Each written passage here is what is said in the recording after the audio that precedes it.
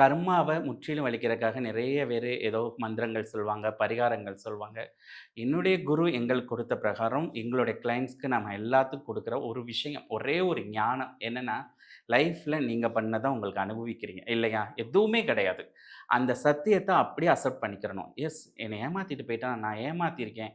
அதனால தான் இந்த கர்மா சஃபரிங். எனக்கு ஏன் இவ்வளோ ஒரு கொடுமையான கணவர், கொடுமையான மனைவி அப்படின்னா எனக்கு அப்படிதான் நான் உங்களுக்கு குடுத்துருக்கேன். அத அனுபவிக்கன்னு சொல்லி பரிபூரணமா நீங்க ஏத்துக்கிறணும். அந்த நடக்கக்கூடிய அந்த துக்கமான நிகழ்வ, உங்க லைஃப்ல அந்த சங்கடங்கள் தரக்கூடிய எதிர்மறை நிகழ்வ நீங்க பரிபூரணமா ஏத்துக்கிட்டீங்கன்னா, என்ன ஆகும்னா, அந்த கர்மா செயின் கட் ஆகும். நம்ம என்ன பண்றோம்னா, ஏத்துக்கிற மாட்றோம். இது சரியா இருக்குதா, பரிகாரம் ஓடுறோம், கோயில் ஓடுறோம், நிறைய பேர பார்க்குறோம். இத சொன்னா சரியாயிருமா?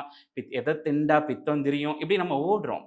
இதெல்லாம் ஓடினாலும் எங்க வந்து நிக்கும் தெரியுமா? அத அக்செப்ட் பண்ணா மட்டும் தான் நிக்கும். இல்ல நீங்க ஏதோ ஒரு பரிகாரம் பண்றீங்க, ஏதோ ஒரு பூஜை பண்றீங்கன்னா, ஒரு பிரச்சனை சரியாயிரும். அது வேற ரூபத்துல அதே பிரச்சனை வர ஆரம்பிக்கும்.